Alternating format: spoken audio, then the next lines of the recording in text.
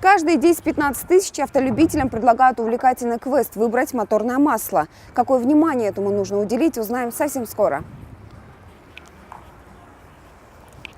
От ассортимента моторных масел голова кругом. Попробуем разобраться. Первое – вязкость. Выбор будет зависеть от климата. Умеренный, значит, будет универсальное масло с маркировкой 10W. Для суровых зим 5W, если автомобиль уже пробеглый и наблюдается большой расход масла, вязкость следует увеличить. Все остальное – не что иное, как доп. Функции. Мы являемся официальным представителем Shell в Чеченской Республике. На рынке порядка 15 лет. Работаем строго с официальными дилерами таких марок масел, как Shell, Mobil, Castrol и оригинальной продукции Mercedes, Toyota, Ford. Наша организация строго следит за сертификацией, качеством и сопутствующей документацией на продукцию, которую мы предоставляем. Расскажите, что обозначают вот эти знаки?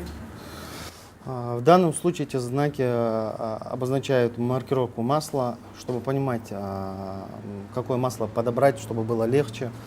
В данном случае надо понимать, что из скольких частей состоит данная маркировка. В данном случае она состоит из двух частей.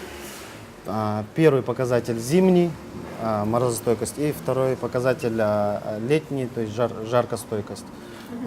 Чтобы правильно ее расшифровать, то есть надо понимать, первая цифра морозостойкость, буква W не что иное, как сокращение от слова winter, и вторая цифра это летний показатель.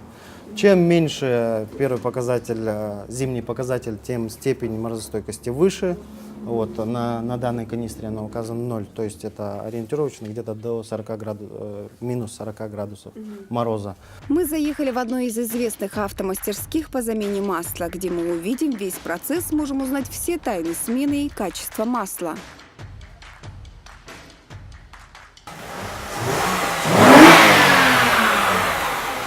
Первоначально мы проверяем уровень масла в двигателе, но на данном автомобиле уровень шуб отсутствует, да, и его смотрят в электронном виде. Так что мы приступим сразу к выкачке масла из двигателя в этот аппарат.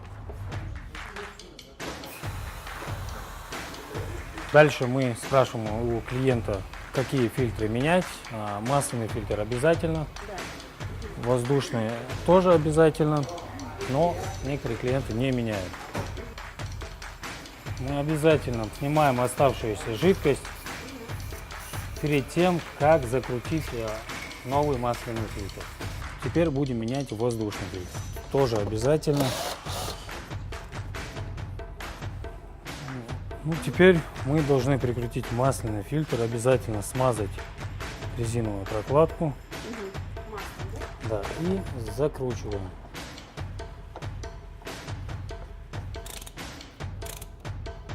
Новый воздушный фильтр, свою коробку. Непосредственно заливаем масло в двигатель.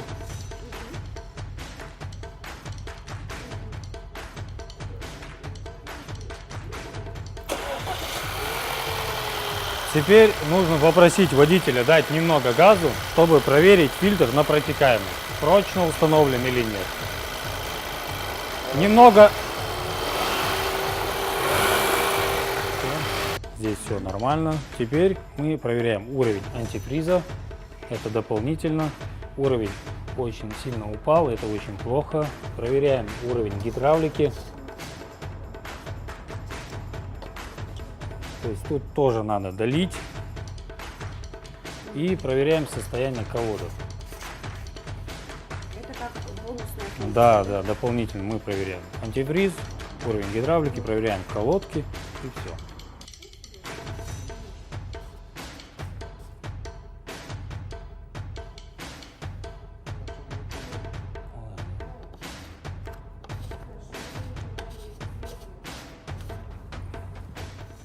Возле машины.